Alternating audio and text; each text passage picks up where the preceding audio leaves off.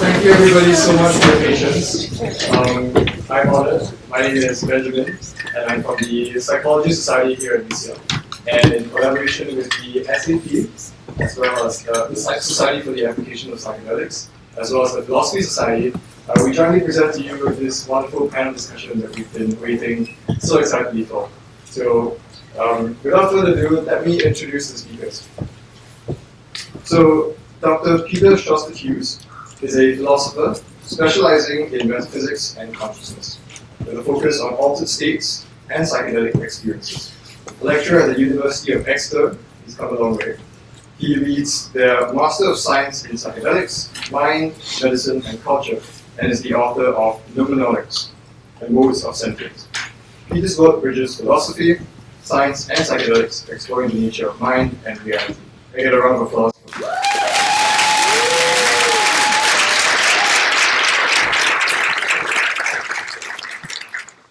Next up is Dr. Timmermann, who is a neuroscientist at the Imperial College London Centre for Psychedelic Research. I understand that he is coming to UCL soon, so should I have not announced that?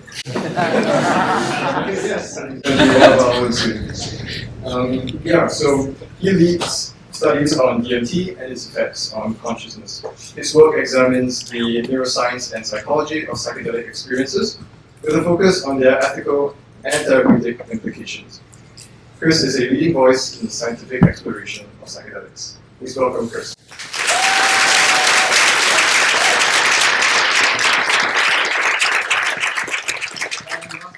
We have Dr. Ashleigh Murphy-Beiner, who is a clinical psychologist and mindfulness practitioner with expertise in psychedelic-assisted therapy. She is a researcher at Imperial College London's Centre for Psychedelic Research, focusing on psilocybin treatment for depression and trauma. Ashleigh also works as a therapist and integration specialist, helping individuals process and benefit from psychedelic experiences.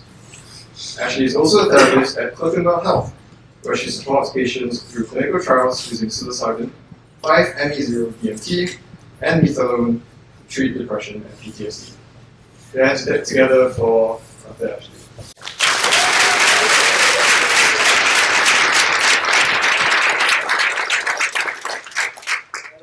In case you're wondering, I'm a second-year psychology student. My name is Benjamin.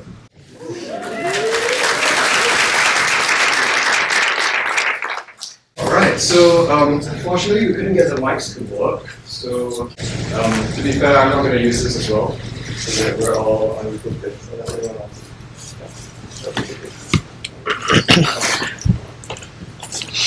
Alright, so to kick off the panel, I'd like to ask you panel for psychedelics. What exactly are we referring to? As in psychedelics, psychedelic drugs, what is it that we're referring to when we say psychedelic? Okay. Well, first of all, thank you, Benjamin, and the Three Societies for hosting us. Appreciate being here. Thanks for coming in. What are psychedelics? Controversial question to start with. The word was coined by Humphrey Osmond in 1956-57, and this was before people knew about serotonin receptors and whatnot. And he referred to extraordinary states of mind, amplified feelings, strange sensations, which were quite ambiguous. But I suppose one way of categorizing psychedelics is to explain the experience. So, first of all, I would say there's an array of experiences, not just one psychedelic experience, ranging from bodily feelings, beautiful aesthetic visions, sublime visions, synesthetic visions, where the sense modalities are intertwined. You get what I call metaphysical experiences. So, for example, experiences that plants are alive or have some form of consciousness, pantheistic experiences, the universe has a mind, idealist experiences where you think that consciousness is everything, etc., etc., and that sort of bleeds over into mystical experiences. Also experiences that William James explained as ineffable. In other words, you can't put them into words. Controversial question again as to whether that's true or not, but I think personally I've had experiences where I think, well, they're not sensations, they're not feelings, they're not emotions, that none of those things, they're potent, but they just cannot, just nothing exists to explain them. And thus they can't be reported, interestingly. Which means you can't find neuroscientific correlates with them. Something that you move on to perhaps later. But anyway, yeah, broad question, broad answer, but yeah. Well, we'll get to the phenomenology soon. But I wanted to ask more specifically which, I guess, compounds we're referring to in this case. I know that it is a distinction between classical psychedelics and the other kind of variants, so could you latch us on that? I mean, there's space balance, I think. Some people are trying to restrict the word psychedelic to those chemicals that act on specific neuroreceptors, serotonin receptors, like I mentioned. But personally, I prefer to broaden that out, going back to the etymology, going back to the original meaning, like I said, which would include then things like salvia divinorum, because that acts in a different way. Even interestingly, nitrous oxide, because Humphrey Osmond, when he coined psychedelic, referred to William James' use of nitrous oxide. So it's good reason to include that as well. But you'll have a lot of people who want to exclude that as a psychedelic. Ketamine, cannabis, all up in the air. You know, a word only takes the meaning you give to it. There's no absolute to anything. So, but I prefer broader. Is this a comfortable with you? I was kind of hoping you would talk yeah, so how would you define it essentially? And what are the compounds that you're looking for? Yeah, well, yeah, basically the definition of the society is all we get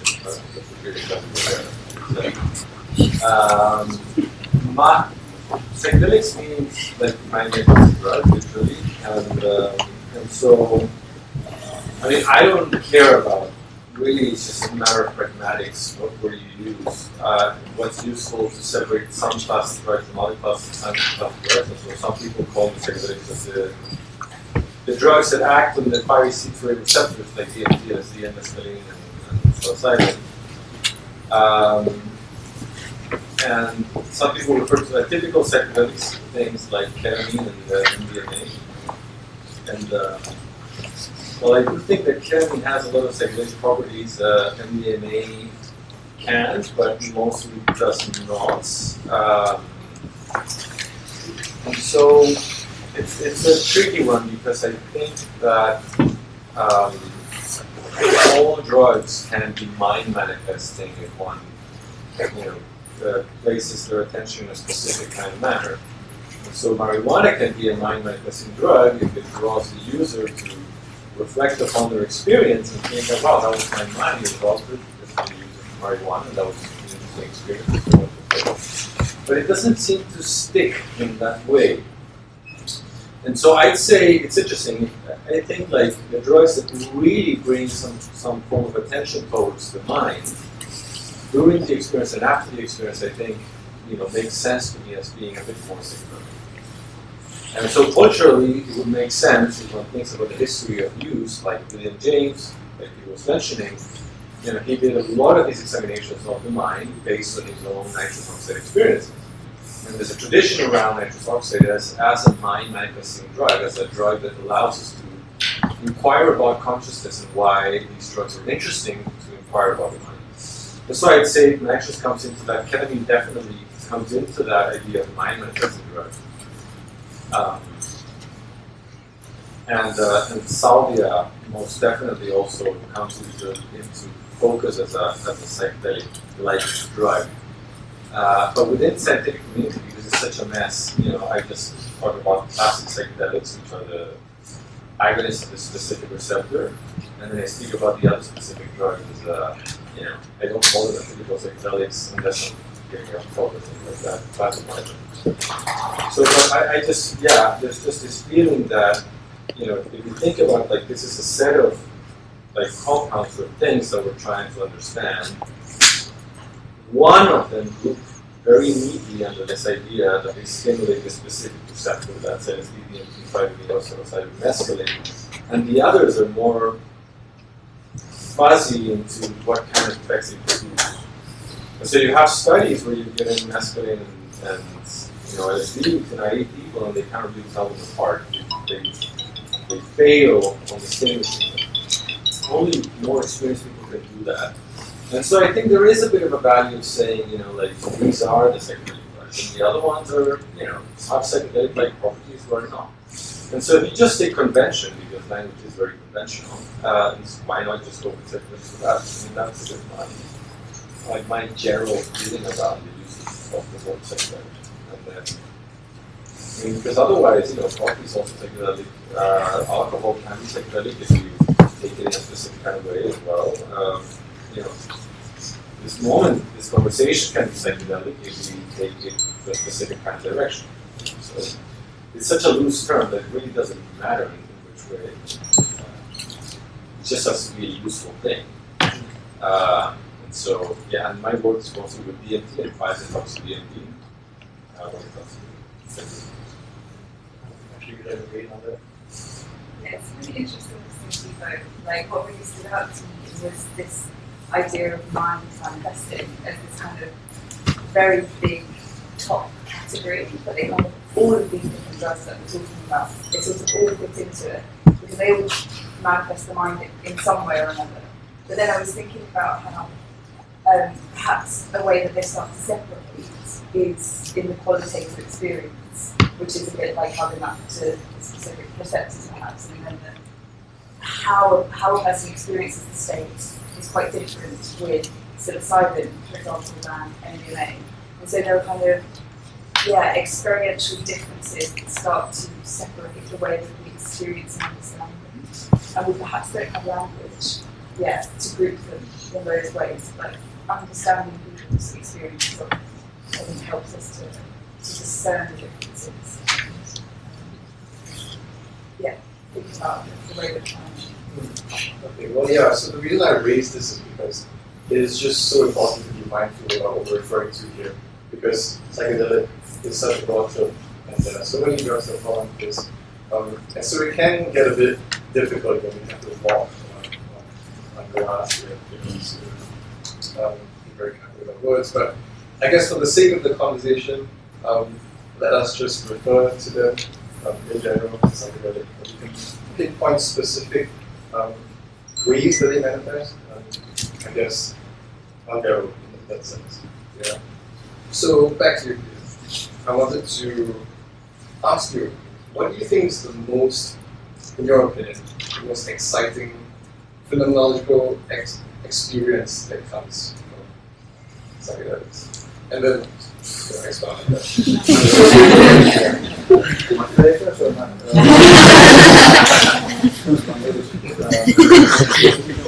I'd say one of the most powerful experiences I've had, which actually might question the psychedelic, is 5-MeO-DMT. The experience that I had legally in another country, huge white light, and then suddenly within the space of about 3 seconds, complete loss of all conscious modalities. So, for example, I went blind, couldn't see, couldn't hear. And suddenly, for those 3 seconds, I thought, oh my God, it's just death. Have I overdone it? Am I going to die? So fear. Lost my memories, lost my thought conceptions, and then boom, yes, into this incredible state. No sense of time even. And all I can say is there's a sense of extreme profundity, of extreme importance, but you don't know about what in this. It's not about anything. It's just this incredibly, I can only describe it as extremely profound. Again, words fail the experience. So that was one that I took once and I wouldn't take again. It was, I did it for academic reasons, but I do know someone takes every Sunday morning. Their own. But I just quickly say, so that was the most powerful experience I had. In a way, you could argue it's not really psychedelic if we're going into the definition, because it wasn't really mind manifesting, it was just sort of profundities manifesting, I suppose.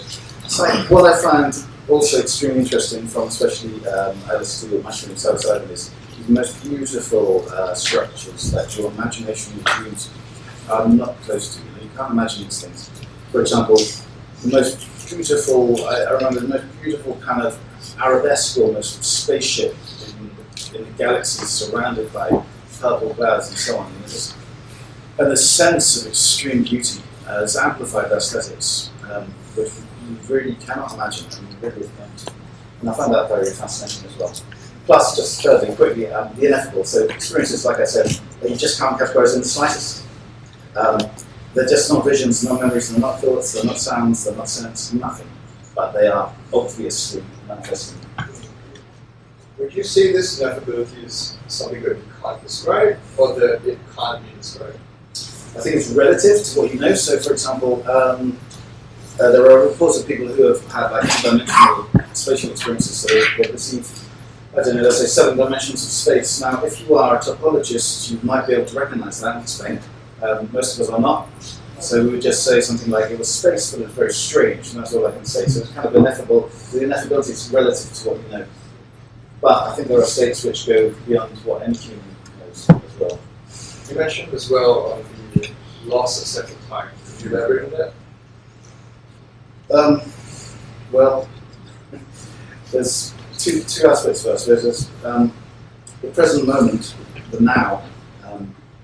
It seems that you can stand that. So, 10 seconds seems to be instantaneous. That's one sense. Another sense is the time rate, or the rhythm of duration. So the speed of time can slow down or speed up. It seems relative to changes outside. And then there's this ultimate purported mystical state of timelessness, which the theologians call the eternal, which is stepping outside of time. And it almost sounds like it's a contradiction in terms to say you've had an experience which is not temporal, because you would think that temporality is a condition of experience. But actually, it does seem that this is possible. But, how do you ever really verify that? So tell me what you think about this. In dreams, let's say, when you sleep, dreams and you wake up, right? It's often the case where time kind of feels like it was stretched within the dream, or even compressed. So it just feels different when you wake up. Let's say it's been an hour, 2 hours, but you could have had an entire lifetime worth of dreams. Would you consider that something similar? Somewhat similar. I would say that's a different timeline, though, like another spatial dimension, which somehow it's just adjacent of the main timeline. It's somewhat similar, yeah, but I'll just say this, that dreams are generally narrative, even if you are a cucumber or something. So like you are there and you turn the street and go along and you become a bird. But with psychedelic dreams, it's not necessarily narrative at all. You lose your sense of self. So there's that very important difference. Yeah. So this is the other thing. The sense of, well, the lack of sense of self in some sense. Right? Could you explain that? I'm sorry. I mean, so it's almost like a cliche, a platitude in psychedelic research to talk about ego loss, and you lose your sense of self. But there's a reason that it's a cliche, it's because it's very common experience. So what does it mean, though? It's a very difficult question, because talk about loss of self, you have to define self. And philosophers have been trying to do that for 100 years and never agreed with one another. So, but I would generally say that there are different levels of self-consciousness. So there's self as experiential, there's self-consciousness, you think your experience as a word, metacognition, and various other levels can be wrote about. You can lose different parts of those levels. You can lose self-consciousness but not consciousness, but you can lose consciousness, or you can feel like consciousness flows into the outside. That's another form of losing the self, and that's related to nature connectedness, to the units of experience, and so on. I think there's many different types of ways of losing the self. And there's many different types of self. And just like the word psychedelic, that's very difficult word to define. Well, sorry for giving you probably the toughest job, yes. But I'll get on your back as promised. Let's go to Chris. Let's talk about phenomenology. So we'll stick with the classic psychedelics and ask the question: what exactly do they do to receptors memory? So there's a specific kind of So I guess everybody here is university student, not everybody's still familiar with neurochemistry and stuff like that. So the idea is that receptors that live in our brain are like keyholes, and stuff like dopamine or serotonin are organic drugs, neurotransmitters that we have always, and they regulate everything around brain function and body function. And so they really maintain things at a very even equilibrium, allowing us to function in the world in the ways that we need to survive and thrive. And serotonin is a neurotransmitter, or these organic neurochemicals that we have that's similar to dopamine, another critical one that probably many of you know. And so these neurotransmitters and the drugs act like specific keys that act on specific keyholes. The serotonin receptors, and serotonin has many keyholes. The serotonin 2A receptor is a specific keyhole, and that's the primary one that enables psychedelics to have subjective effects. So the psychedelic experience depends on, turning this key on the serotonin 2A receptor. That would be kind of like an easy way to understand that. And there's complexity to that. So like Peter was talking about the phylomenology of the experience, which is, we're recently concluded a lab study using phylomenology. What we think is fascinating is it induces this experience of absolute selflessness, and even beyond, in larger experiences, it seems like there's no longer any contents of experience, but there's still some form of awareness. And so it's just like, the cliche of being a point of consciousness is kind of like what's happening in some cases in phylomenology. And we think it has to do with the shifted balances of this serotonin 2A receptor and serotonin 1A receptor, another key. And so psychedelics essentially hijack these serotonin receptors in different kinds of ways. They enter they activate the receptor, and that causes a series of effects in the neurons, the brain cell, and that eventually leads to some form of firing in the cell. And then that, if you expand that view from the neuron, then it's different brain areas acting in and out of sync. And so we think that our conscious experience is very much linked to how these different areas at this broader macro level are firing in and out of sync. And so, in essence, what psychedelics do, our understanding is that your current normal waking consciousness is this very fine-tuned dance of different brain networks, of different brain areas acting in and out of sync, that are engaged when you are doing different kind of things. So when you're walking, that's an incredibly complex thing that our machinery does that's enabled by, in large part, by the motor and somatic systems that are in our brain that are coordinating that activity. And then when I have to write something down, I need to activate all these complex functions that activate a different kind of network in my brain and so on. And then when I think about myself, the idea of the narrative self, that activates a series of other functions. And so what we see is that psychedelics at this broad level, after they act on the serotonin 2A receptor and they scramble its activity, make it more chaotic, less ordered, they dysregulate these networks that have to do, in a very big way, with the ways that we make narrative about ourselves, in the narrative sense of self. And very curiously, this is also the same brain areas that have evolved later. And so the story goes, the intriguing story goes as follows, which is the idea that we as human beings have developed systems of imagination. Human beings rely on society, rely on stories that are not really out there in the material world in any kind of way. This thing right here that we're doing now is a social situation that's absolutely arbitrary. The idea of communication and dialogue is completely different in other parts of the world. And so this is a story that's enabled by our systems of imagination. And so those systems of imagination are the ones that are related to this brain system that has developed later in evolution, and those are the ones that are specifically targeted by the psychedelic drugs. And so the final tagline is psychedelics dysregulate our imagination, and thus enable these unusual, incredibly interesting effects in consciousness.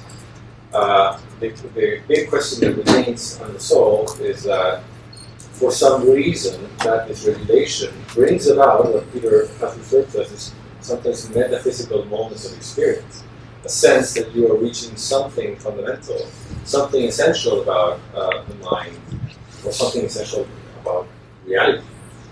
And I think, I mean, this is a lot of what drives me. I wanted to ask you more specifically about this thing of the default mode network in the brain. Could you unpack that for us and tell us how it relates to what you just talked about? So this essentially we talked a bit about the self, and so when we think about what makes a sense of self, this is a very loosely defined term, and actually, for people interested in the humanities here might know very well this. The idea of the self is something that also emerged, I think, after the 1,500 years, like in physics, is not something that has been around for quite a long time, right? And so the idea is that we as human beings construct a sense of self. We don't have really a sense of self like in the brain that the self is a construct. It's not that we have it as a stable identity. Even at the psychological level, when I think about myself, and the story that I have of myself is completely different from the story that I had many, many years ago. We also have the idea of the bodily self, not just the narrative self, but the bodily self. The bodily self is completely transformed after different years. And so the idea in cognitive neuroscience today is that the sense of self is this ever-evolving story that is somehow self-referring to itself, maintaining some sense of identity and continuity over time, but that really it's kind of like a construction. It's, again, like as I was referring before, these stories that make us properly human. The idea of a narrative identity. We think that many animals do not have a narrative of another, microbe, not a microbe, slug, I think it's probably here, but I hope you can understand. And so the idea is that, as human beings, like we have these brain networks, these brain systems that are engaged in different parts of our life, everyday life. And it's hierarchically organized. And so the parts of the brain, areas of the brain that constrain brain activity all the way down are those that have evolved later in evolution. And at the pinnacle of that hierarchy is the default mode network. The default mode network is particularly active when we think about ourselves, and when we think about other people, when we think about the past, and when we think about the future. And so, broadly speaking, we think that the narrative sense of self is very much related to the default mode network. And what psychedelics do is that they dysregulate the default mode network. It breaks down the structure of the default mode network. The default network loses its identity, stops connecting in the usual way, and instead becomes very promiscuous in the way that it connects with other brain regions. And so another reading that we can do about this is that these systems that we have to tell stories about who we are and our relations and our history now gets utilized in all these kind of novel ways. And that, again, enables these psychedelic things. Okay, so I want to dwell on this just one last bit and ask you about the visual system.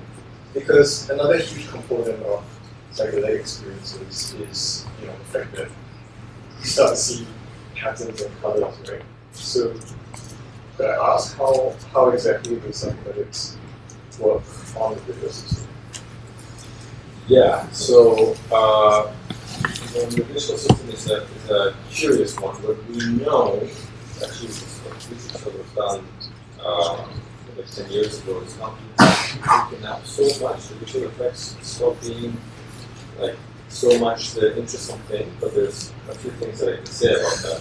And so, the most repeated visual experience that we've seen with PTSD people is these geometries and stuff. And we see them to absolutely everyone that they do. And so the way that the visual system works is that it's like this stacking of different features. And so the first layer of that stacking is the part of the brain, the primary visual cortex, that encodes my perception of lines, edges, and contours, right? And so if I see that chair there, that area of the brain just processes these vertical and these horizontal lines. And then that information gets passed on into a different brain area of the visual system, but then processes the color. And then that gets passed on to a different area that processes motion. And then that gets passed on and goes to a different area that may encode the semantic meaning of that. For example, that is a chair to sit down, or that is a face, or that is a car, and so on. And so what happens when the thing happens in the psychedelic experience, from the theoretical models that we have, is that these geometrical patterns, essentially what they're reflecting is a breakdown of that visual hierarchy, that visual system. And kind of like the very far out idea that I think is somewhat supported by neuroscience is that by having a psychedelic experience, possibly you're hallucinating, you're seeing something that is not really out there. But by seeing these geometrical patterns in fractals, what you're maybe seeing is actually some form of processing of the primary visual cortex. It's almost like you're seeing inside of your own brain. So that's one of the effects that we see happening in the visual cortex. And then there's other evidence that shows that the primary visual cortex becomes hyperconnected with the rest of the brain during LSD experiences. And so that would enable, like, put it very bluntly and simplistically, that if I have an area in the brain that encodes cats, the idea of cats, and there's no cat around, and then I'm tripping, the connection between V1 and that primary visual area and that area of the cortex that encodes the semantic meaning of cats would enable me to see a cat. Well, it's just sort of an open question to everyone, and feel free to shut it down as a difficult question to answer. But do you think that the biological explanation of this is sufficient to explain the phenomenological? It's not directed. Could you repeat the question? Yeah. Could you repeat the question? The question was whether the biological explanations that we've just heard are sufficient to explain the phenomenological. Because, as you know, there is a kind of disconnect, right? Dualism, for example, shows that, or at least the idea of dualism is that you can't really connect the mind and brain, right? So I'm wondering if our panelists here have any thoughts on that. Well, I mean, I suppose, one limitation, maybe. Now, I'm not neuroscientist, of course, but we have this issue, it's related to the so-called mind-body problem, the hard problem of consciousness, which is ultimately the question as to the relationship between consciousness and matter. And there's difficulty in saying that neural activity or biological activity, whatever it may be, whatever the fascination, whatever the heart synchronicity, whatever, how it can be that things moving can make, how motions can make emerge emotions or any kind of mental aspect. From you're talking about the neurotransmitters going from synapse to synapse, firing a cascade of electrical impulses, etc. How is it? I mean, the fundamental mystery behind, I think, a lot of science and philosophy and psychology today. How the hell can things moving? How are they associated with these mating, even visuals? So, within the brain, there are no colours at all, of course, completely dark, right? Fascinations, whatever. Why is it that, although no one really doubts the correlations, the question always is relation between the the correlations present rather than solve that mystery. So why are they correlated? Are they always correlated the same way? And are would they correlate in different ways, different species? Are there things that neuroscience can't capture? Now, so one interesting aspect that I touched upon was the ineffable. So if there are experiences that you cannot report, or you cannot remember, how can we get a correlate with that? How can we understand it neurophysiologically? That's not to say that it's not triggered by neuroactivity. It's just the limitations of understanding that baseline. Another angle as well is this that. So I'm looking into idealism at the moment. Idealism is different types, but it's generally the view that the world we see is projection. So colours, scents we see aren't really out there. They're just our way of seeing the world. Humans have evolved a certain way of looking at the world. Other animals, other species, beings have evolved other ways of seeing the world.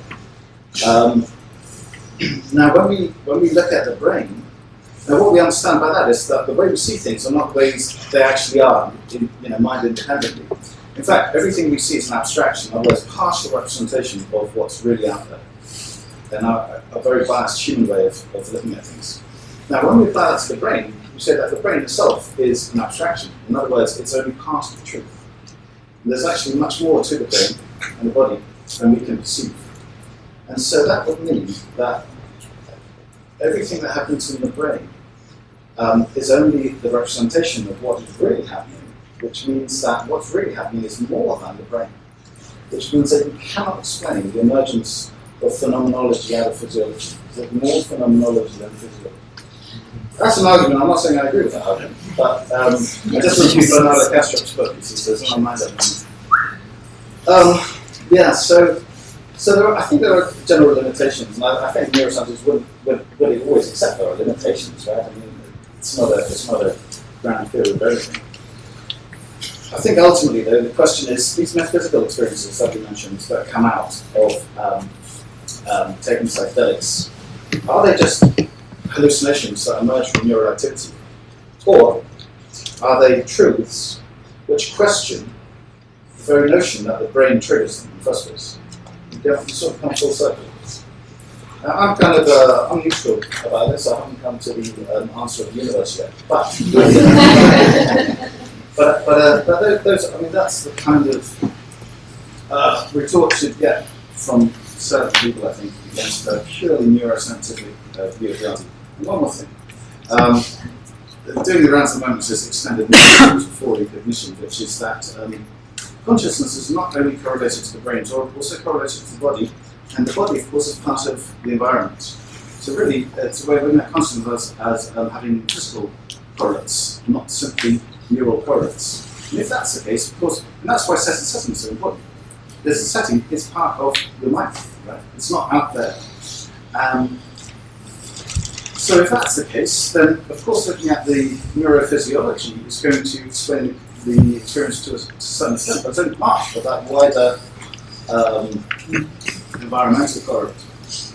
But for E, cognition is very controversial. Not everyone accepts it. So these are just some questions I suppose I want to raise. Thoughts?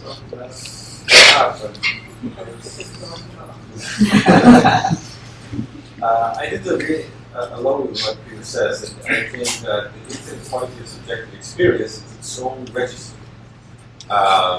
We can have, I think the neurophysiology is something that helps us ground a lot of the narratives that we can have, just because when you look at biology, in the way that you look at any physical or natural system, you can have two people looking at that and agreeing on what they're seeing, or coming at some form of consensus that this is essentially, yes, that's the phenomenon that we're seeing. We can agree or discuss, but we can point to it and develop some form of scientific discussion around it. So that's useful from a pragmatic point of view.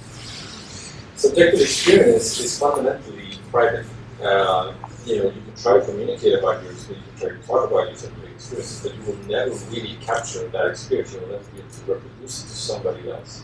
Not even if you have the best technology in the world and you reproduce a trip within a VR environment and somebody puts on goggles and sensory systems and so on, it's still, you cannot reproduce it because that infinite subjective quality of the experience also is built upon the history of experience of that person and the projections in the future and the qualities of their body and the environment and so on and so forth. And so it cannot be reproduced.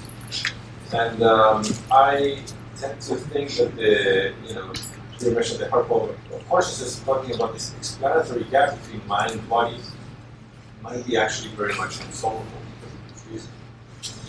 So, yes, it's true.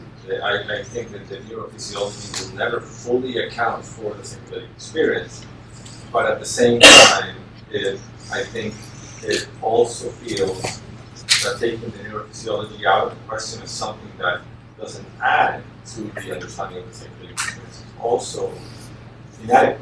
I advocate for what I call a middle way approach to understanding these experiences, and I think it's very important that we never forget that what causes them is a very specific biological and neurochemical process of taking a specific kind of drug. And if you alter some form of molecule or something in that drug, you will have a different quality of experience altogether. And if you alter it sufficiently, you can reduce those variations of experience. And so we also kind of ignore that. I think these are two facts that really, really very important. On the one hand, that experience is fundamentally private, and therefore non-reproducible and potentially kind of fundamental in some circumstances. And at the same time, that psychedelic experience is caused by a drug. So, yeah, that doesn't mean that we can, make stories, there are data, experiments, fun things, and kind of keep going in the way that we try to understand ourselves and our experiences. So, I was thinking about like mental health. It's what's coming to mind for me because obviously we're thinking so much about can we reduce things down to biological explanations, and I think human beings are enormously complex. So the idea that we can reduce and explain anything by one theory, I tend to feel is really impossible. And thinking about psychedelics, everything that's happening within the experiences of there are biological changes that we can measure, but those are also mapping onto psychological processes that we're all very aware of. And also, as Peter was talking about, how incredibly context dependent the experience is. It can change so radically how somebody interacts with you during the experience. Which is why we spend so much time thinking about how we can compare something, how we sit with them and go through the experience. And what I was thinking about in terms of mental health is just around,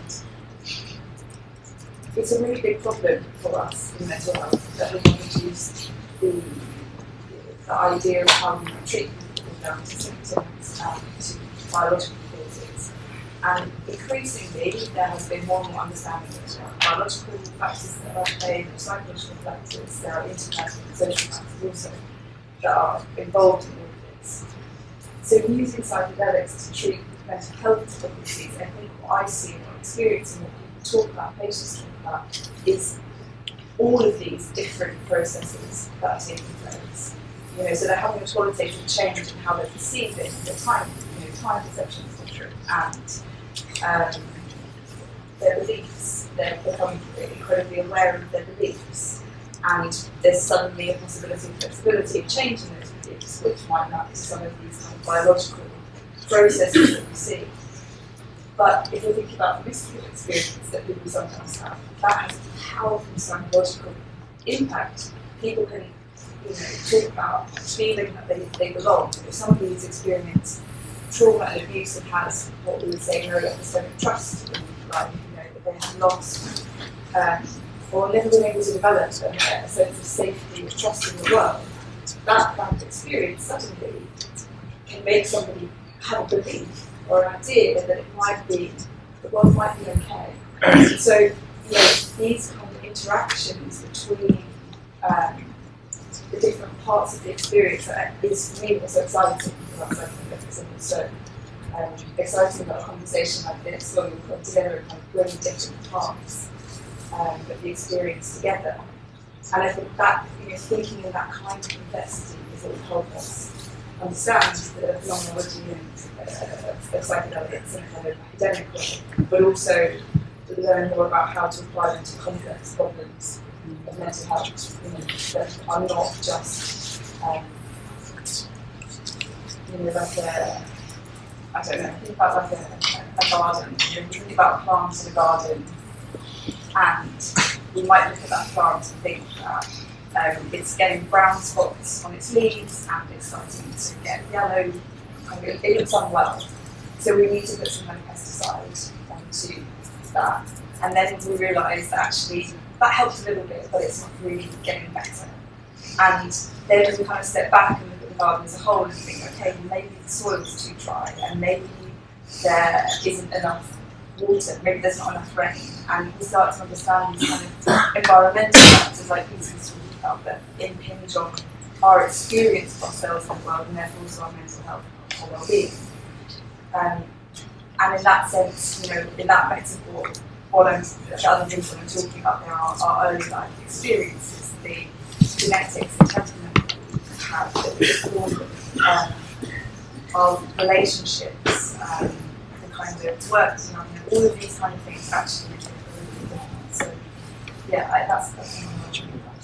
Yeah, I agree. The mental health conversation is extremely important. And we'll get to that soon. I just want to say thank you for taking my somewhat difficult question. I guess, just to explain the context, it kind of stems from a frustration, let's say, from having studied psychology and understanding how experiments are conducted in this field, and realizing that when we want to measure mental activity, it's not so simple, right? We have to measure correlates and manifestations of behavior through that. So that's kind of why I asked the question. But yeah, so Ashleigh, I'm going to ask you now. We've spoken a lot on the kind of effects that happen during the trip itself, right? The phenomenology, the effect on serotonin. I want to ask about long-term effects, so what happens after somebody exits the trip. And so, from your clinical experience, let's say, how has that played out in the person's life? What changes after the trip? I think it's a really good question, and maybe a good opportunity to kind of bring in reality, I guess, in this clinical work, which is that it's a process. And so sometimes they're looking at this idea that we take a psychedelic. Lots of patients actually will arrive at this idea because of the way that we talk about it, understanding the way that it's reported, that you can have these really powerful experiences and then there's radical change and everything's going to be really different. And I think the reality is that there's something complex which takes place, and recovery from mental health difficulty is a process, an unfolding process, and it can involve. Well, let's think about actually what does it involve. Let's say somebody is coming to try psilocybin for treating their experience of depression. So they might, in the experience, encounter unbelievably overwhelmingly painful experiences from their lives and emotions related to that which they haven't been able to, that have been unbearable. Sometimes I think about what they help us to do is to feel and to experience what has been too much to bear, unbearable means, and to have another person there who can help them to bear that. So I'm absolutely not side of the question. My question was kind of the longer term effects. So. Okay, yeah. So I guess, I suppose, the point of saying all of that then was that, that's a really challenging thing to experience, and then to kind of come to terms with that takes processing, as we're talking about, so really working through what does it mean to experience this, like Chris was talking about, like kind of developing a new narrative around what has been understood. I guess part of what I'm thinking about is insight. You know, typically we think about moments of insight that can happen in these experiences where, you know, people will describe it like something, you know, it feels so completely obvious that these things happen to me and this is why I feel like this and this is why I have this going on in my life, so these things are happening to me. But it also is so clear in that moment that it was not obvious at all. And so these are really profound, you know, moments of experience for somebody to then kind of decide, okay, well, who am I now, and how do I live my life with this new understanding? It has implications, you know, when we come into contact with new ideas about self and life, that has implications for who we are and how we'll be. So I think it's a big process, I would say. Well, because we talked a lot just now about the kind of changes to the narrative, right? This sense of self, that kind of thing. But that's kind of localized to within the moment, right? In the moment, you use your sense of who you are and the narrative structure. But I want to know about what happens afterwards, in the sense that how does it change someone's view of their history and things that they've gone through? I mean, do you have any experience with let's say, patients who completely rewrite a certain story or that kind of thing? I mean, I think that potential is definitely there, and I think it's completely unique. So this is again like the sense that we have to move away from the idea that there is a certain kind of experience that happens to somebody and it will be like this and we can replicate it. Because actually a process of therapy or recovery from mental health is a process of understanding themselves, and we're completely unique. So it's a completely unique individual process. So yes, for somebody it might be that they have I think often it comes up as shame.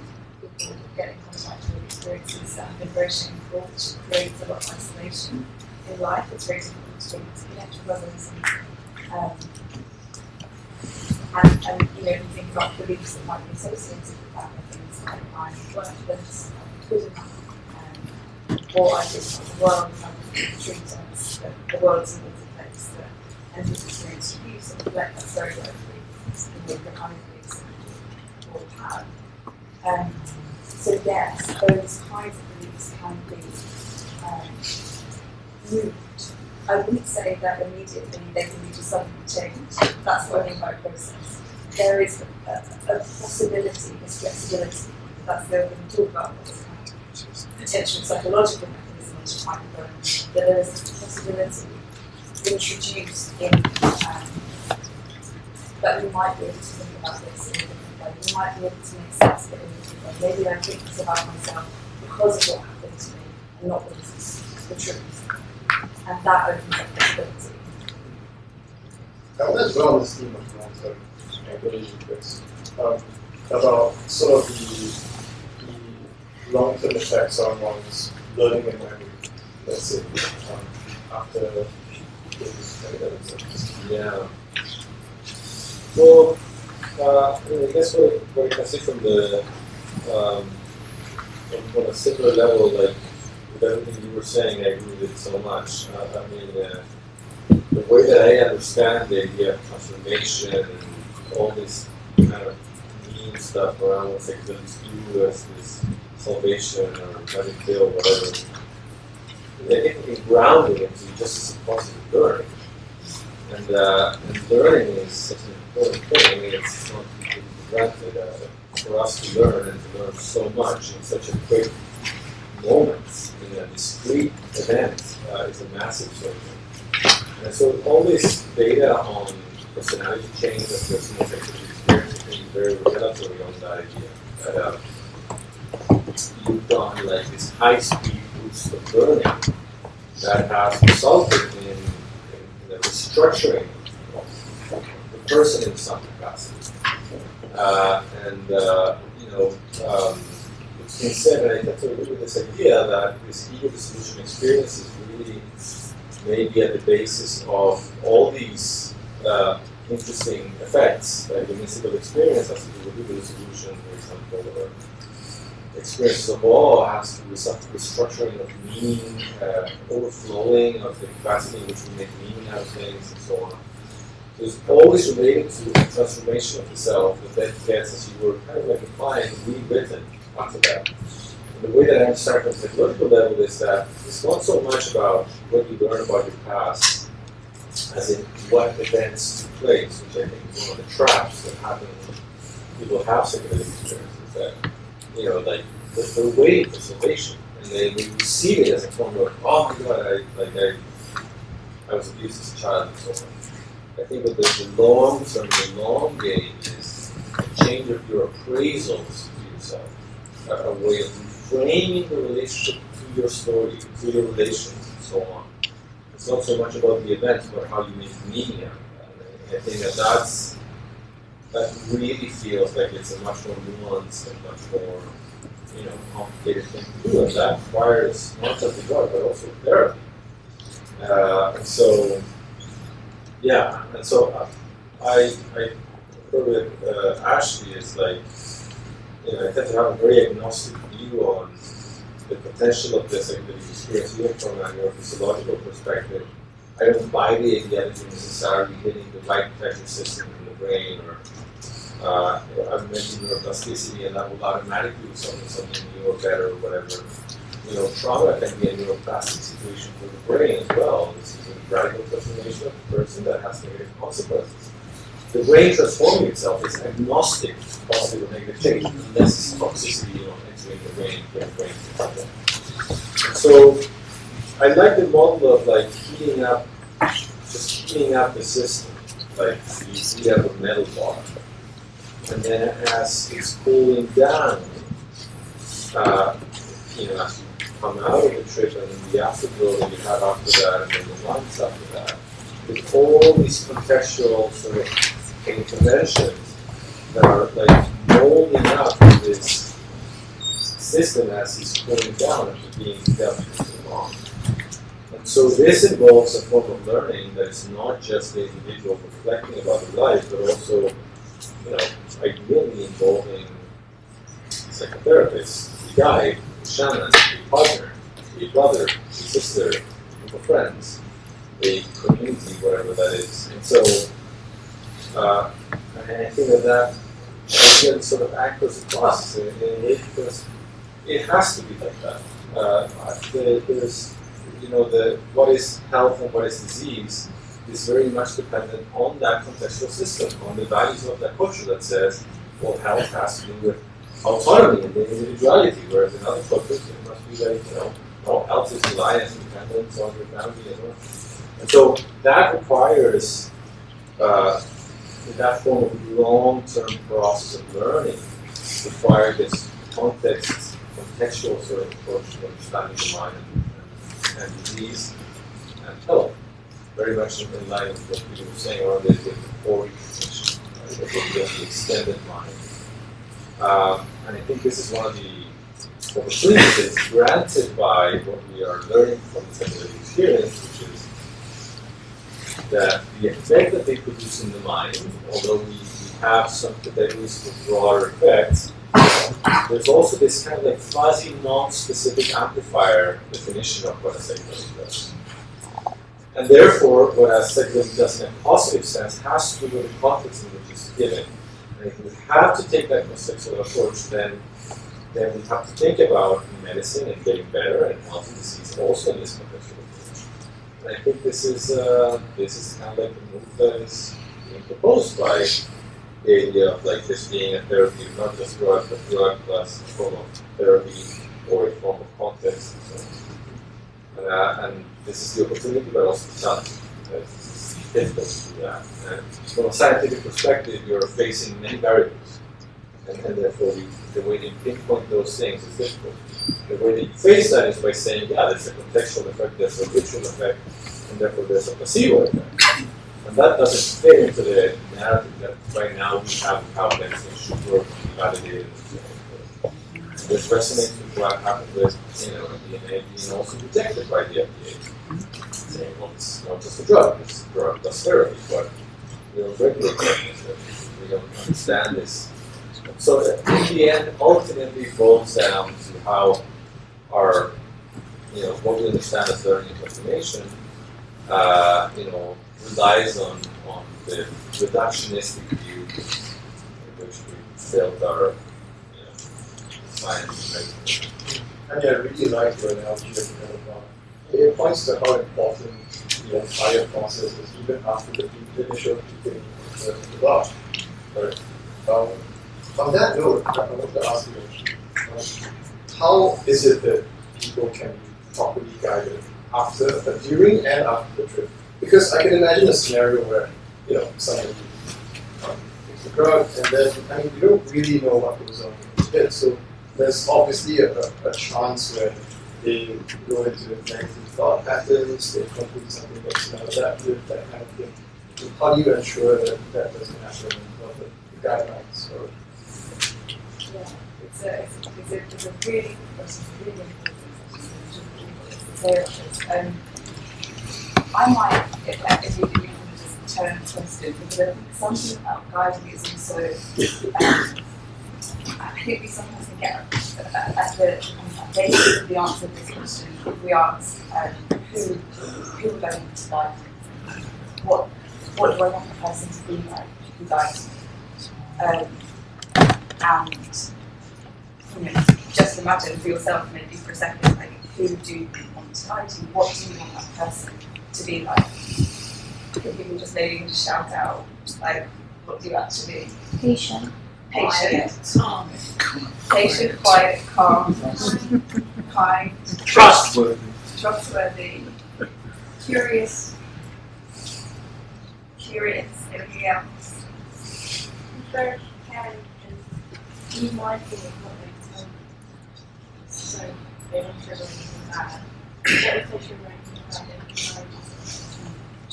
I guess also a bit of sense of humor in there. Like if you're going down, they can if they're close friend, they can make a joke about that thing that and just get you out of that state. Playfulness, lightness, so much of the experience.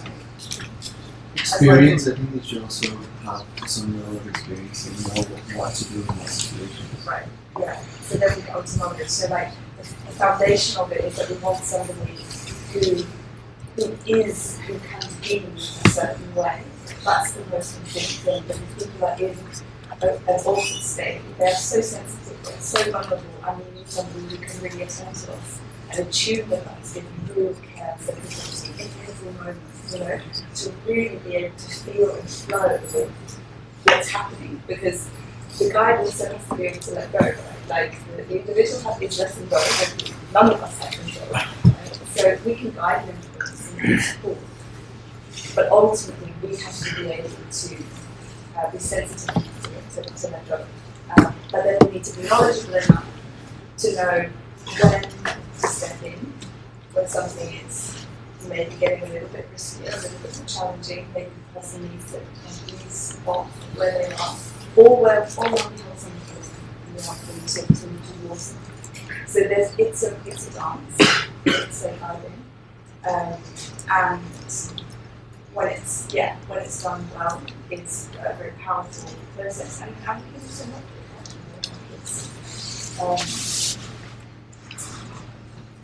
it's a much complex process. Yeah, really obvious. I was going to follow up with a question. Oh, yeah, go. Which is, I guess, your personal experience. Is it easy to or rather, what's the success rate? Let's say, I know it's still in its infancy, and I don't want to get too much pressure on this question, but I mean, from what we've seen so far, has it been successful in your eyes? What do you mean by success? So when you ask, has it been successful, what do you mean? Well, I guess for working definition to be emotion based, right? Coming out of depression, that kind of thing. Yeah, I think so. That's really interesting. Right? So I think in part, a lot of what we can capture in studies are symptom change and remission rates. And yeah, you will see studies that produce really good rates of remission that you'll see, you know, the embryonation PTSD study is remarkable, the kind of remission rates that like 70 or 80% of people won't meet criteria for PTSD in the study. And that is remarkable. But that is not the whole story of what's going on with people. And a lot of our measures that we use don't actually capture what people will tell us about what their experience has been like. There's so much more that people are gaining from these experiences. A lot about how Chris was describing a different relationship actually to themselves and to mental health needs, or to how they relate to suffering in life, or you know, it could be so many different possible things. So I think success is even potentially, we may need to broaden our ideas and definitions in our success and start to understand more about, you know, really ask people, what is it that you're getting out of this? Because I think that can help us to move the mental health program that actually needs to as well. Of what actually matters to people about it. And it isn't just symptoms. But yes, symptoms do change, but they're also relapse rates. That's the other thing that's kind of bringing us close. That it's not a panacea, and it's, say it, but you know, many drugs being investigated, lots of different diseases. And they, yeah, like it's I want to say that it's really hard work for people, and that it doesn't necessarily mean that all the symptoms go away, but people often feel that it's been very meaningful experience and has changed things for them in ways that matter. Yeah, I mean, I totally agree. I feel like it's very important to recognize that it's a multi-dimensional problem, and we need more nuanced ways of thinking about it. So I want to leave as much time as I possibly can for Q&A, because I'm sure all of you have lots of questions to ask, and I'm going to feel so bad rejecting people hands. But sorry, I have one last question from the panelists. And this is for all of you, which is what do you hope for the future of psychedelics? Psychedelic research, psychedelic assisted therapy, whichever you feel comfortable with. Okay. I'm quite excited about looking at psychedelics for creativity, something that we spoke about a few months ago. So not just for health, mental health, but for the enrichment of life as well. In terms of creativity, innovation, or just general enrichment. So I think that's a way to bring ahead as well to some extent. Personally, I'm very interested in exploring this mind-matter problem with psychedelics. I think it's a tool by which we can explore it in a very new, novel manner. You know, before it's been very theoretical or purely neuroscientific.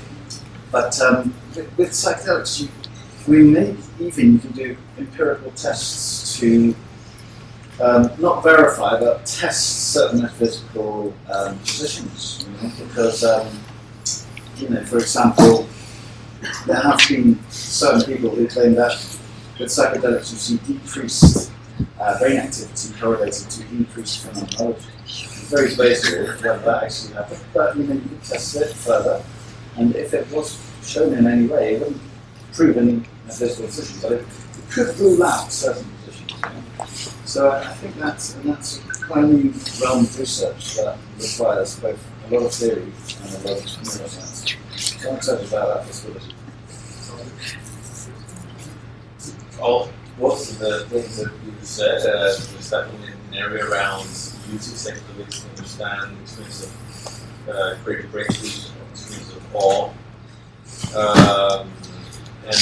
But broadly can be defined as human development more broadly, getting out of this pathological paradigm and seeing this as an existential, something that allows us to reflect on ourselves and have a broader perspective. I think is very much needed in these times. It's tricky, strange times, and I think we need a perspective. And so I think for that I'm really interested in that. I'm really interested in exploration of consciousness from a slightly different perspective. More on specifically, pursuing avenues of, questions like, can you have consciousness and experience without a sense of self altogether? think it's kind of an open question. There's always the possibility that in these ego loss experiences there's still a remnant of the self, and I'm really intrigued by 5-MeO-DMT because it seems to be enabling us to have a minimal model of human experience, and I am really excited about that from a very passionate perspective of trying to understand the core of things. And then the last thing that I think is an open thing that we really need to understand is right now our understanding of psychedelic experiences tends to be very passive one. We tend to think of like you have a drug, you listen to the music. It's true that you do all these internal acts, but all is kind of like this letting go narrative. You ask a lot of these coaches, like what it is that happens or what it is that they do in these experiences, they are actually, like actually maintaining a focus. They're deploying their attention in specific kind of ways, and that enables them to use psychedelics in a different kind of way. And in psychedelic cultures, you also find a lot of that. And also in therapeutic processes that are successful, you also find a lot of that. And so the mind is being deployed in a skillful way. And there's something to say about long-term experience of psychedelics that is really meaningful. And it's something you find in the know-how waves and so on. Like there's a cultural realm for all psychedelic exploration. And so I think there's a lot unexplored in that that I think would be really interesting to understand a bit better. It's not just about like impairing cognitive functions or executive functions. No, there's something else that's also happening where people are getting in tune with something, flow states, like all this sort of like positive things and somehow emerge. And I think we should get more of it. I'm not sure you want to comment on the medical platform. But yeah. That's interesting. I actually the letting go paradigm in this. I love what you said there, that to kind of the polarity of that, to use it in focus. But I do think the letting go, there's some really strong theories, Max has got a theory of letting go the psychedelic experience and how that makes challenging experiences meaningful or useful, which I won't get into right now. So the question is about what I hope to see next. So Chris said something about, when we were having a conversation about what about the longer term impacts, and you mentioned, have therapists, have a shaman, have a guide, have a community, and I think this part of psychedelics really kind of talks about very much because of where we are with science. We're trying to isolate the drug effects and understand what does the drug do on its own, but what about the therapeutic relationship? How powerful we know that is in ordinary therapy. How much more powerful might we be able to make use of it in psychedelics? We have the freedom, once the science moves forward, to be able to explore different kinds of therapies and therapies which are perhaps directed or non-directed, and start to be able to really imagine possibilities of what we might be able to do. And also nudge the pathology paradigm in a new direction, like this, like you brought in about humour and play, and all of these beauty and all these aspects of life that the psychedelic therapy experience can offer people, and think in a way that really no other therapies that we have to do, and that's underexplored. And so really thinking more about that. Can I get a round of applause?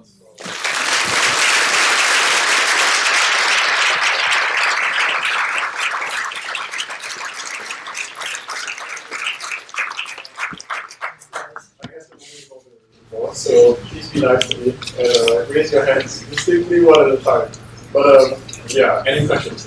We'll go with this question. Thank you so much for this talk. It's great. This question really is directed at all of your aunts. Just less than a week ago, we had at Psychedelic Society an ex-Compass Pathways psychiatrist come in, and she said how she's anti-clinical setting. She's decided that social settings, recreational, ceremonial, whatever, she's okay with, but clinical settings, she has now decided that she is against it.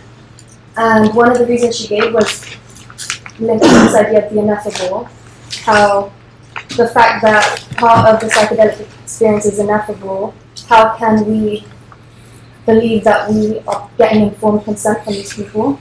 How is it that we can actually make them agree to being in a clinical trial when part of what they're experiencing is something we cannot even prepare them for in writing before they even know what they're doing, especially if they're psychedelic naive. And I wonder what we can do there. Well, I can begin quickly.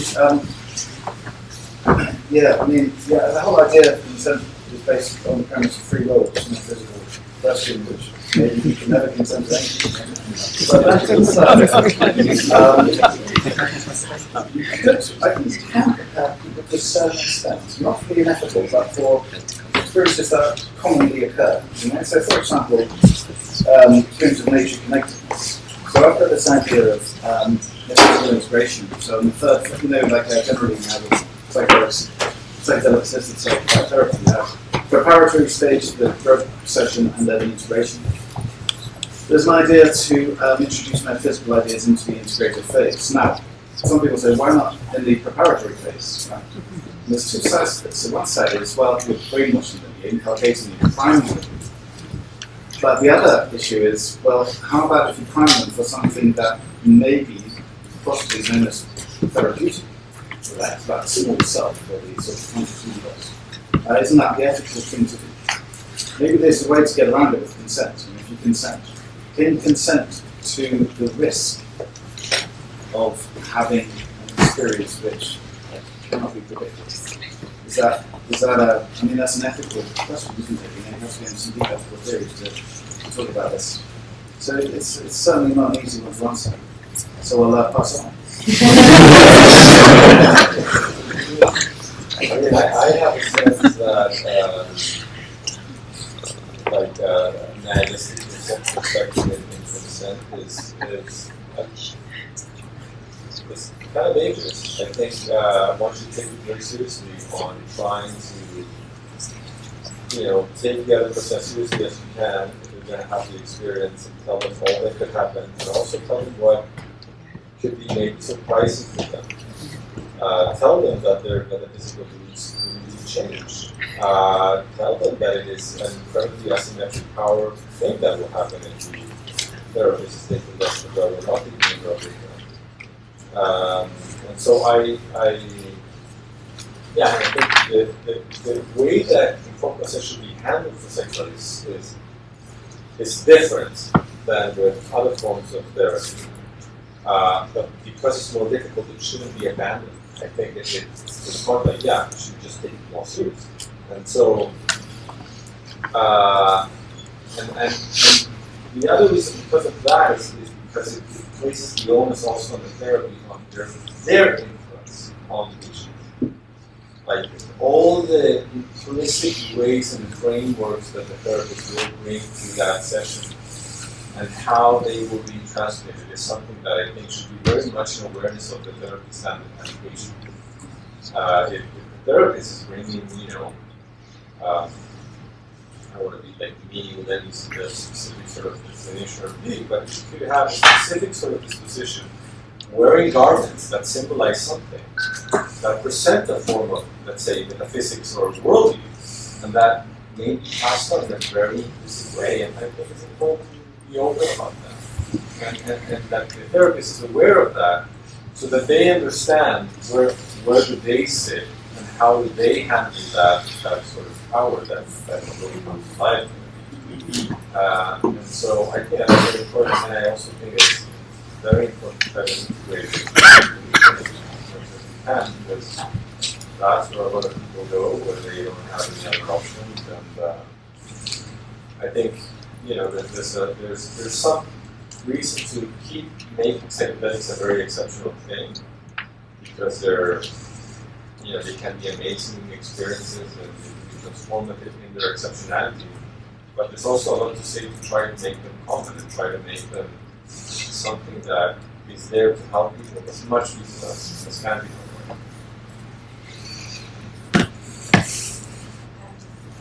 Okay, so I don't have a good answer for this, and I obviously, I'm a clinician, so I'm struggling with this. This is something that we're really grappling with to try and make sense of. And I think important said it's incredibly important. It's the bedrock of trust that is needed for anything therapy to take place, and violate we're already discussing. It is really complex. So something that I can't remember right now who it was, when I listened to talks and we were talking about, and ethicists talking about what are new ways that we might be able to conceptualise informed consent and ethics for psychedelics.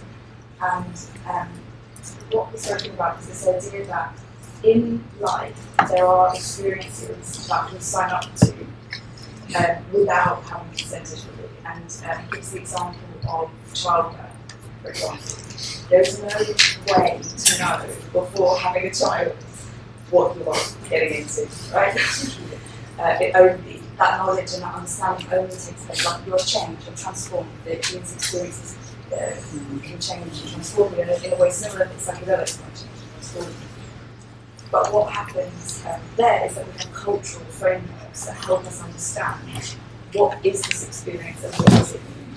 And that's what's completely missing for us with psychedelics right now, particularly psychedelics in the West. We don't have any kind of clear framework around what they are. This would be a very early days of all of it. So there's something about that, being able to go to others and ask them and understand and get wisdom and information about what, much like Chris was describing, being able to get as much information as you possibly can with the knowledge that actually you can't get it, but you could still make a choice, basically.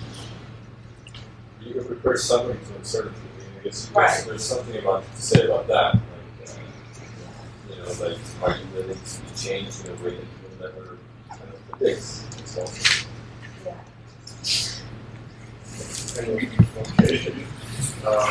Let's go into the other side. Right, okay. Thank you so much, guys.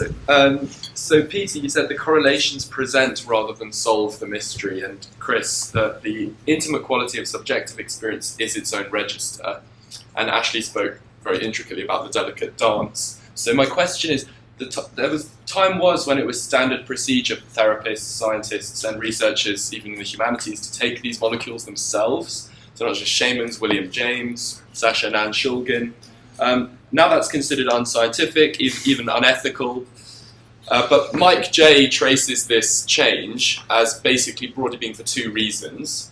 First, the kind of increasingly Puritan attitudes towards intoxication and pleasure, on the one hand, and then the notion that the subjective is unscientific somehow, so it fucks with your methodology, basically. Excuse my French. So the question I have, are there reasons beyond those two, political and scientific reasons, why science has shifted away from researchers engaging in the experience themselves? And do you think it benefits researchers, including therapists, to have those experiences? And does it benefit science?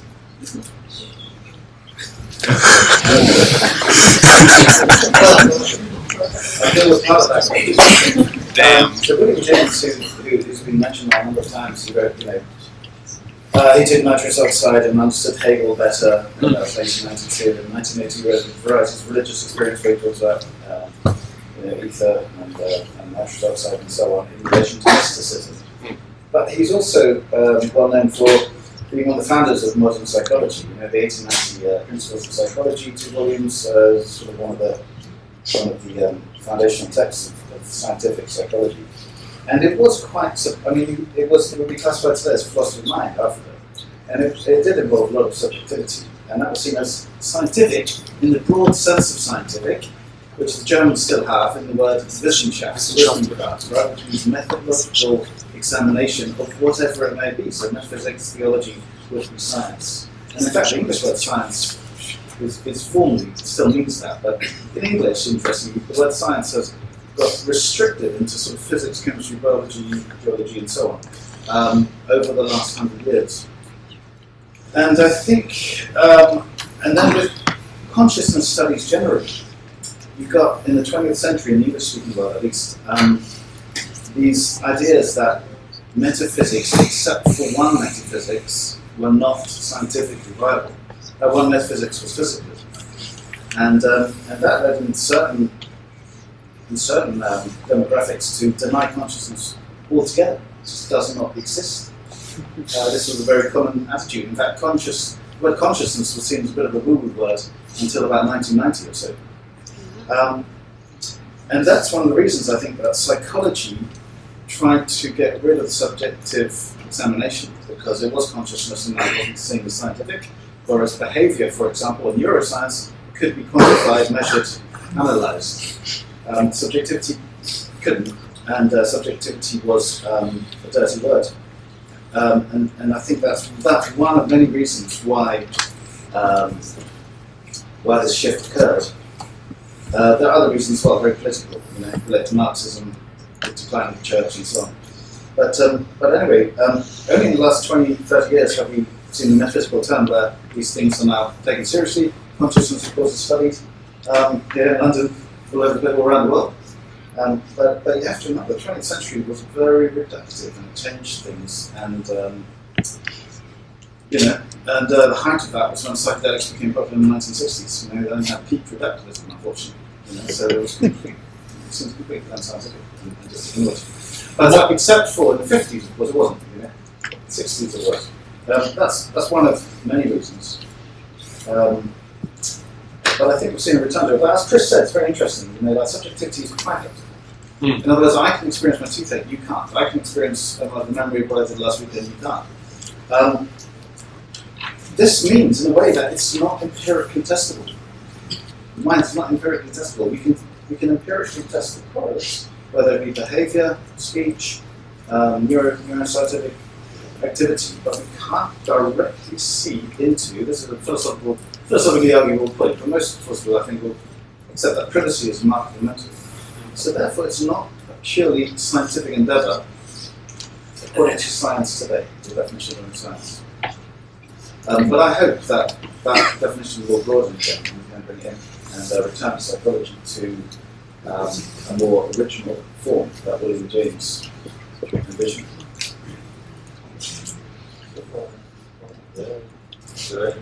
If you want, yeah. No, I think it's a very good question. I think it's. I would agree with what Mike J has to say about that. It certainly seems to be that double-sided element of why, particularly talking, or why people, why it's not well seen that take the drugs themselves. I also feel that there might be a third component, which could be argued is kind of historical, which is kind of researchers going maybe in the 60s, which is not necessarily a bad thing. Whatever they want in their lives, it's okay. But there's that danger, that whole moment in the 60s where the researchers became power figures, that then and then they wielded that power in different kinds of ways. And I think it could be argued whether or not that was positive or negative, or whether it was mixed, something was positive, something was mixed. And so I think, at least in the psychedelic realm, that generated a bit of an allergy in the public opinion about the researchers taking the drugs themselves. I think that for me, I can definitely see a value in taking that and having the experiences first from an ethical perspective. If you're going to perform this experiment with someone, and you're going to give them an experience, for that experience to be as safe as it can be, these are delicate states of the mind. It's important for the person to also understand that experience and have an approximation of what that experience would be for the person. So there's the argument of making better experiments. As via personal experience, you will be acquainted with things. But then will enable you to maybe define your specific questions that you want to investigate and address in different kinds of ways. Where the danger also lies in the researchers, I think, is that researchers are curious people that are interested in understanding things and therefore making models out of things. And the issue with psychedelic experiences is that while they can enable you to gain perspectives from your own life and your own experiences and your own ideas and beliefs, you can also enable some form of stock and you can become enamored with your ideas, and you have the feeling that your experience is really the most important one that matters. And I think that that may hurt scientific work in many ways. And so I would say that it's difficult to institutionalize the idea that I'm going to say, but if there's some form of practice that enables the individual to step back from that experience and reflect upon it, the way that one can think about it is, I tend to think about the phenomenologists, or people who engage in meditation in the Sangha, a community of people where they can help that individual to get unstuck when they get stuck upon things and make this could be useful. And so that's from the science, from the research, I think that there's incredible benefits from the therapy that they have to experience. Sorry, what has it to do about the benefit? I'll get some from the back over there. Yes.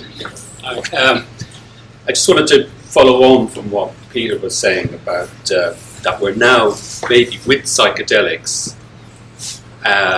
in neuroscience and science in general, that we are now able to develop methodologies that can investigate the private consciousness. I'm thinking of, obviously, Chris, you were attempting to do it with metaphysical belief systems, measuring before and after, and there's the phenomenology things that try to. So it's not not a perfect way of analyzing the mind or consciousness or breaking that mind-body barrier, but maybe it is becoming porous with the use of psychedelics. And do you see this kind of research, the kind of research you're doing, is that taking off, like more of this, So, yeah, the question, a lot of the research that we do is phenomenology. We employ methods like called microphenomenology, which is precisely about that disciplined way to try to interview experience. A bit of what I was saying before, a form of mediation, so that the person can go to the experience itself and communicate the experience itself, rather than the transformation of that experience that happens when people remember their experience, especially psychedelic experience. And so, I'm in a bit of a quest of really trying to bring this forth to the front in science. And as you say, I think psychedelics are an avenue to make the mind more visible, but it requires good methods. And so this is in development.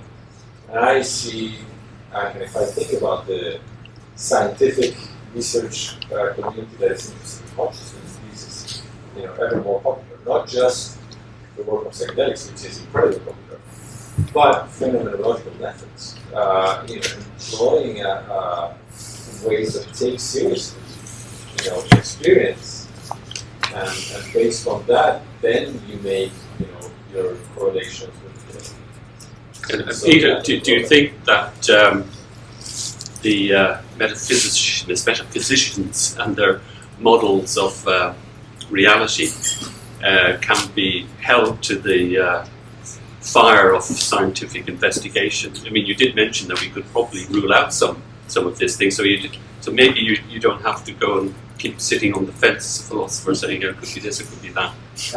I think small steps can be taken. Just very quickly, there was this. I said that consciousness wasn't really used by many scientists and philosophers in the 20th century. Why? Because illogical behaviorism is believed that a mental state of happiness was only smiling or laughing. That's it. There's nothing inside at all. I think psychedelics, we can see that you can travel in the universe and whatever, whilst lying on the sofa, not behaving at all. So it's kind of sort of indicative that that's probably not, sort of a slight falsification of that metaphysical view. But with regard, I think that this stuff sounds theoretical and as a result, like you won't get much from it, for it's not very therapeutic. But I think that metaphysical changes are linked to mental health, and metaphysics is linked to mental health. So I think actually we probably, if you can make that case, that connection which exists, you will get funding for it. And so This is funding is vital, because without that you just can't do experiments, of course. That's actually what luckily I don't do much funding as a philosopher, but it's an armchair poetry.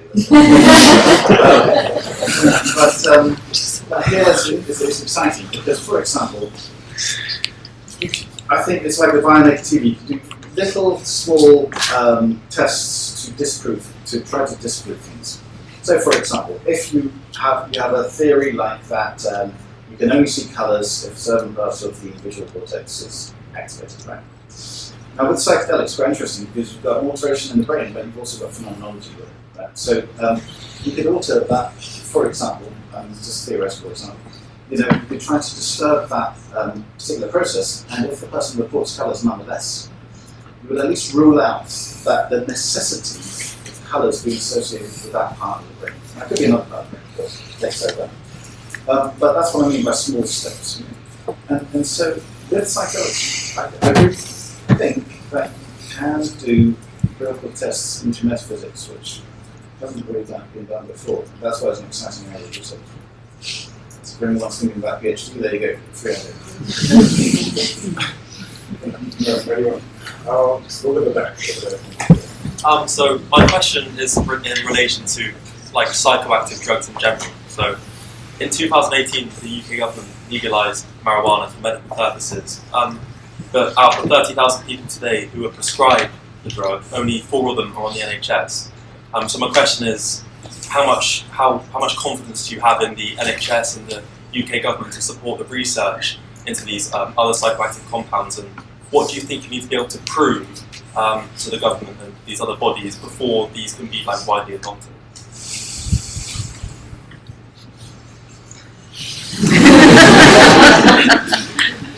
I don't know.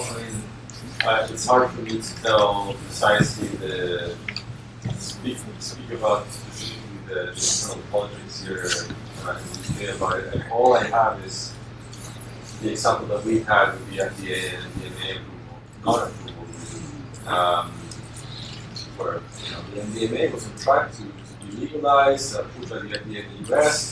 If the FDA approves it, the world follows suit. Usually this is how it works. And they rejected it based on many things, partly another of the politics, and people not liking the idea of MDMA being legalized somehow pervert, the sanctity of psychedelic spirituality, whatever. That's one part of it. Now I'm going to say that. But there's another part which is I think more fundamental to these systems, which is really the way that they were pushing for the legalization of MDMA. It wasn't just the drug; it was the drug plus the therapy. And I think that's kind of the long road. That's actually quite commendable as an initiative that they had in the US. But the FDA found that incredibly strange. And so they couldn't approve it. A lot of it had to do with that, the manualization and so on.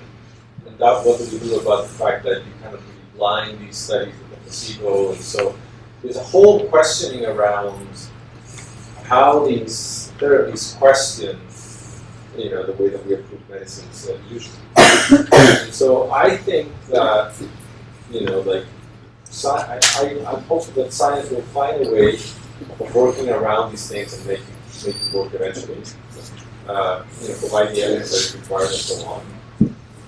And hopefully, that will happen. But it could also be that this is a larger sort of problem, and that we're talking about a bit of a shift of paradigm of how we understand mental health.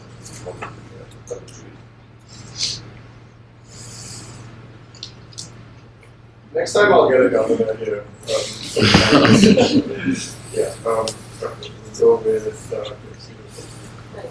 do you think that there's space for psychedelics in the enterprise in the UK and also in the Can you repeat the question? Just Sorry, about psychedelics in use of end-of-life care in the future of the UK or anywhere, and in what capacity if so? Yeah, that's this year. I think some of the research findings around outcomes, the impact of psychedelics for treating end-of-life anxiety and distress, they're so helpful, such strong results. And I think it really makes a lot of sense, because if the distress is existential and then we have an experience which can put us into contact with existential meaning, then there's enormous potential to alleviate suffering. And I think actually in Canada they have really good strides with this, to the point that I think people can access it to some extent. Yes, I like that. It's not my area, but I think it's a really, really important one. I think it got, I think in terms of the ethics of allowing people to have access to it, I think the results were so strong that it was also something that you can't offer kind of an argument that we made. And I hope that we'll be able to do that here, because research is so strong. I'll add something. Two sides to that, really, I think, from that. So, yeah, absolutely. In ancient Greece, people went to Eleusis to alleviate the fear of death. That was one of the important purposes. Whether they took psychedelics, there's a question of debate, but they certainly experienced some kind of altered states of consciousness, whatever that means. And that was institutionalized, like you were saying, jail, whatever, there. Something we don't have here. Well, there's a negative side to not fearing death as well. Not for end-of-life care, but for middle of life, which is that if you don't fear death, then death is not a bad thing. And people who are suicidal can be quite dangerous, because they think, oh, it doesn't matter if they're it's not there. And so there are dangers to it as well. And I should say that, and also, generally speaking, this little caveat to all of this, certain psychedelic experiences are quite horrific and very, very fearful. And they're not all dancing with the fairies and travelling through galaxies. Some of them are very demonic, dark, and can really disturb people. So yeah, I think you always have to give that warning, and that relates to the consent question, of course, as well. That you have to consent only to rest. If you get the wrong one. But generally, though, there are stats. I've got two more questions. So, okay. Yeah, I've got specific questions for like you, but maybe I was supposed to speak to this one. So philosophically, you were saying that like anything experiencing in the psychedelic experience is like, oh, it's not senses, it's not hearing, it's not seeing, it's not imagining, it's not feeling. But that point is like, how do you really describe like what, again, a philosophical question, what is? Because like, I think the terminology in the English language isn't very clear generally as well, because like if you ask someone, can you see something in your brain, like in your head, like the word see is being used to describe both imagination and perception, and I would treat them as quite different, because as far as I'm concerned, like if I told people think of an apple, then they would see it like on a second screen and not like literally hallucinated onto the eyelids. So like, I'm not really sure what you mean by that. Can you expand on that in terms of the philosophy of it? Well, I don't really know what you mean. But I will say that I have actually written a chapter about it, so if you're really interested, it's in the Bloomsbury book, Philosophy and Psychedelics, my chapter on Spinoza and 5-MeO.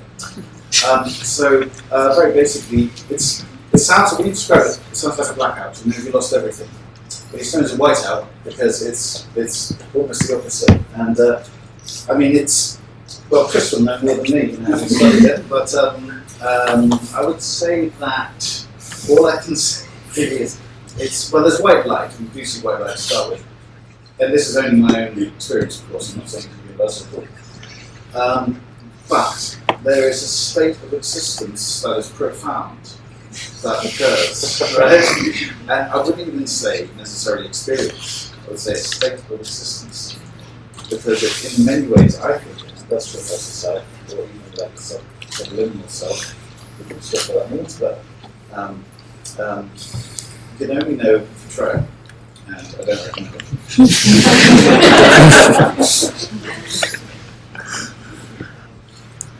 So, I'm gonna count to 3, and I'll open my eyes. And whoever catches my attention first gets the question. Right. 1, 2, 3. Okay, it's all right. Hopefully I can get into one first one for Peter. So, which phenomenological accounts in the history of philosophy do you find most convincing, especially within the context of psychedelics? Do you think, for instance, Merleau-Ponty's ideas on embodied subjectivity can help us understand psychedelics better, or ideas on selfhood? And the second one is for both Peter and Chris. Is there any point in trying to solve the nature of reality? Do you think ontology is a worthwhile pursuit? Especially given if we're talking about the tension between biology and phenomenology. Phenomenology. If you go into schools of phenomenology, Merleau-Ponty, I think, is very good, and I believe took this to it himself and he described it. I don't remember which one.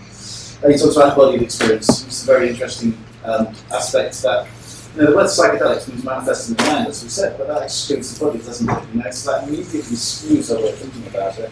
So maybe there have been many names for it in the past, hallucinogen, psychoactive, mimetic, fantastica, whatever, right? And every word we use has connotations. So I think Merleau-Ponty certainly helps us understand the body more. Husserl, though, is very good with time. So that's what goes into that. The second question about what's the point of ontology, basically, right? I think that it's the most important thing in the world because it's the question, not the answer, the question as to the nature of reality itself and your relationship to it, yourself and nature. And I think that has a profound. It's not just a theoretical thing. It changes your self-consciousness. Who are you? How are you related to the world and history? So for self-understanding, it's vital. And I think if you fall into a particular metaphysics, it can have negative effects on your mental health. You can see the world in a very dull, dead, nihilistic sense. That's one metaphysics. That the West is keen on. Of course, there are very enchanting ways of looking at the world, which might not be true as well. So, but either way, I think it's a vital question. Also, it's completely related to how we do science, how we understand anything, and also it's a space of ethics. What is the good? How do we find that? What is progress? Progress to what? These are ideals. And also. Final point from you can't avoid metaphysics. We are all inculcated into the metaphysics, the ideology of our age. When you're not aware of it, it's because it's one. Just like if you were in a religion, you weren't aware that Christianity was a religion rather than the truth. You would believe it, of course. And this is the interesting thing that psychedelics do. They take you outside of your world and make you see it in a different way. Yeah, of course I would say that as a metaphysician, metaphysics are important. I honestly believe it. What do you think? I stay with the last thing you said very much. I mean, I think it's a mechanism of awareness to think about these things, it's like a fish swimming in the water. They don't know they're swimming in the water until they, somehow realize that this is the water that they swim in. And I think one of the key things is the ethical implications of ontology and my hope. The way that I'm seeing things now is that, as you were mentioning, the West has been very keen on imposing a prevailing form of ontology. Mm-hmm. And I think many of these questions are very much unsolvable.